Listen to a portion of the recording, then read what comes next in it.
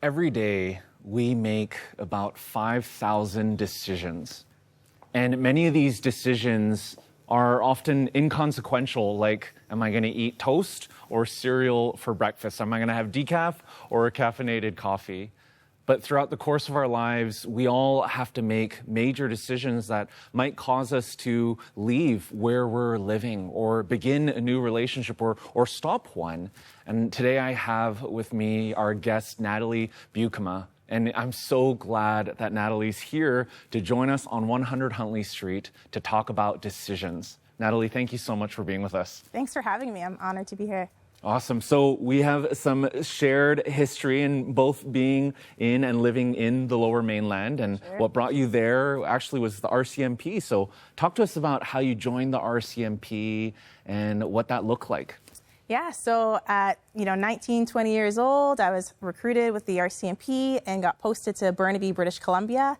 And I loved it. I loved being on the road. I loved, the action. I loved helping people. It was incredible. But during that time, I'd always grown up in the faith, and I was looking for a church out there because I had nobody. My family's from Ontario. And so one of my partners or colleagues, we would always ride together. And he, invited me to his church. And initially I had said no because it was more charismatic than what I was used to. And eventually, after about 6 months, I agreed to go with him, and I loved it. The teaching and preaching was incredible. The worship was incredible. Everything. I felt so loved there, and that's kind of what started the journey, just to have a deeper relationship with God. Yeah, oftentimes when we think about life, there's this sense of feeling settled at work, right? Finding a faith community, finding friends, and there's a rootedness that sort of, develops as we do that. And we know that you served with the RCMP in Burnaby for 8 years. Why not longer? What was the thing that caused you to feel the need or the sense to uproot and move back to Ontario? Yeah, great question. So I, when I had initially gotten posted out there, a few months after I was posted out there, my family's from Ontario, and so my dad had a heart attack. So I tried to get a compassionate transfer back.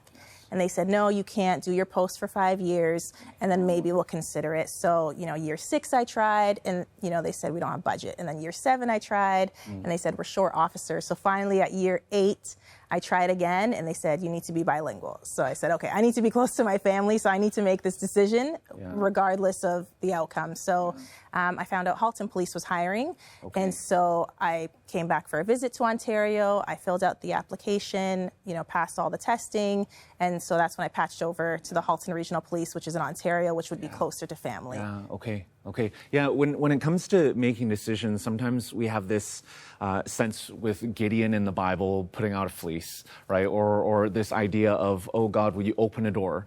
Or sometimes, God, would you close a door? And sometimes when it comes to family and other decisions, there's the sense of, God, I'm going to keep on knocking. I'm going to keep on knocking. And there's a sense for you where you discern that shift. And I was like, okay, well, maybe I'm actually going to be leaving the RCMP, moving into the police force. How was that? How difficult was that decision to make when it almost seemed like you were knocking on the door and God wasn't opening? How did that happen? Yeah, it was hard because I loved being with the RCMP. I was a detective for my last 2 years there. So to, give that up felt like, I was almost losing something. Yeah. But I knew that God was opening another door and that my time with the RCMP, in BC specifically, wasn't going to be long-term because, family was priority for me. So it wasn't easy, but I had a peace about the decision to leave. Yeah. What role do you find peace plays as we discern and ask God for direction? Yeah, a huge role. I think sometimes the human side has, nervousness or anxiety about the unknown, or just, you don't know, you can't see the next step in front of you, but when you have God's peace that covers everything and things to the outside world might not make sense, but when you have God's peace, it's so clear for you. So that's what I was feeling. Yeah. Would you say that, because you served with Halton for 4 years? Correct. Right? And there was a mission trip that you went on that then opened the door toward pastoral vocational ministry. Would you say that peace played a part in that journey as well? Sure. Yeah, for sure. So when I patched over to the Halton Regional Police in Burlington, I'm loving it again. Like, I love policing. I love my platoon and my team. And then with our church at the time, we went on a mission trip. And, throughout that time, I'd kind of been feeling, the Holy Spirit nudging me in a different direction, but not really clear for me until I went on this mission trip. And that was, for me, I think the tipping point of, okay, you need to start exploring something. You need to decide, is policing going to be it, or is there something else? Is there another calling on your life that you should be exploring? Yeah, how difficult was that? Because there's a sense of comfort in normal. There's a sense of comfort in, hey, you are trained for this. You have lots of years under your belt, experience, and then to discern and move towards something that is completely different, right? Almost seems like 180 degrees. Yeah, how do you have the courage to make that sort of leap? I had no courage. It was very difficult. It was, it was my identity. It was the great salary and the pension and the benefits and all the things that came with, a job with the police force. But it was just taking a step, and it wasn't necessarily, coming back from the mission trip and just giving up everything and selling everything. And it was just taking a step. And for me, I went back to school and took, 2 courses while still working full time in the police service, and just seeing, God, is this you, or is this something that I'm just feeling? And God's so gracious. He was just opening certain doors for me to walk through seamlessly. Things that we thought were impossible, He was just making a way, and just confirming, and just even talking to like our pastors at the time and other friends that were just, affirming that call on my life. So, we don't always know what the next step will look like, but we know God's direction. So just following that. Yeah. I love how you highlighted the direction side of things, because we live in a culture right now where everything is instant, right? You want to read a book, you can download it instantly or get something delivered to you within a day. And when it comes to discerning God's will, sometimes I feel many people take timing completely out of it. And there's a sense of, oh no, I sense God prompting me to move in this direction. I'm going to do it today, right? And if it's not today, it's disobedience.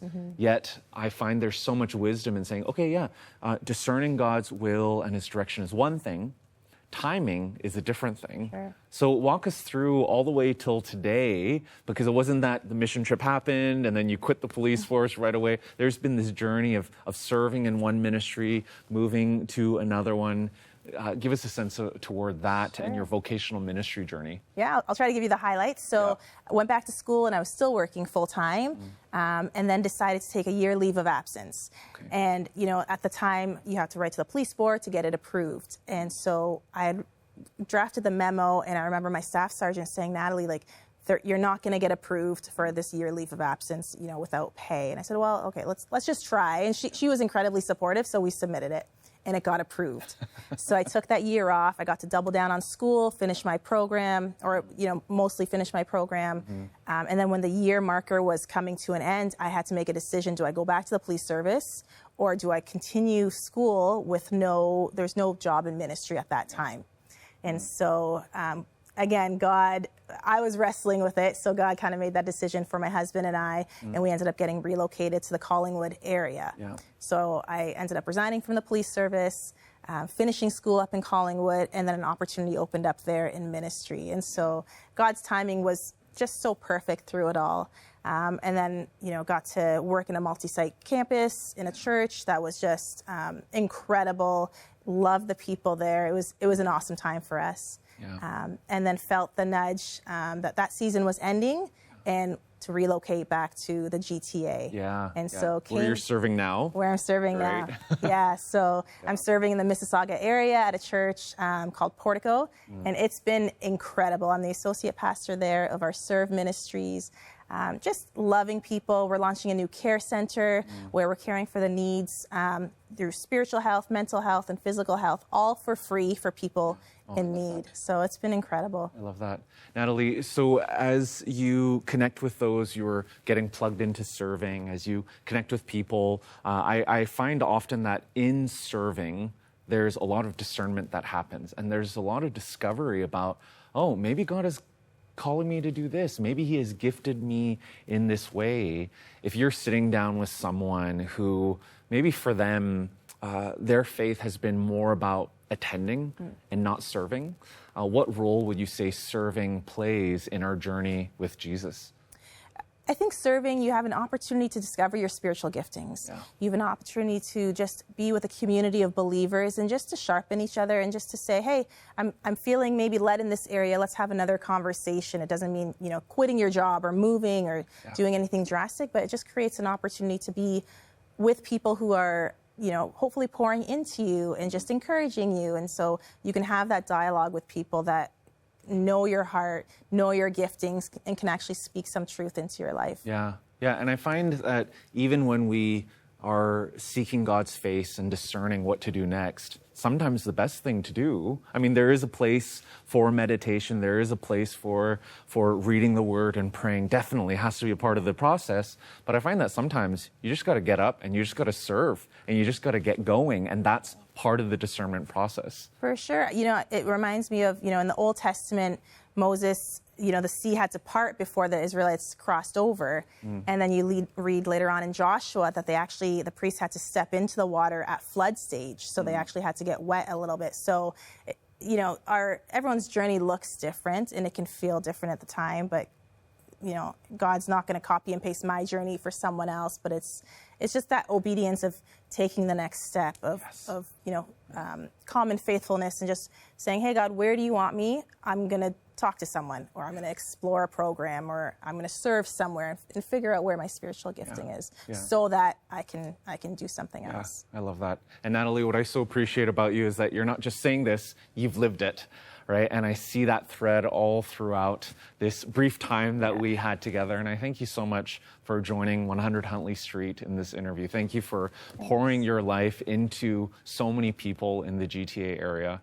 Thank you for having me. I'm excited to be here. Thank you. Awesome.